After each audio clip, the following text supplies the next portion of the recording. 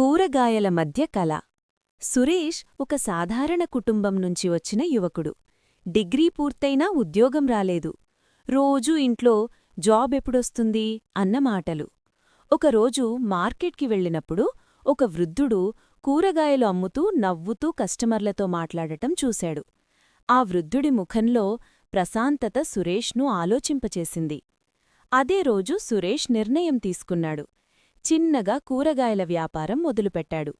మొదట రోజుకు లాభం కేవలం 200–300 రూపాయలే.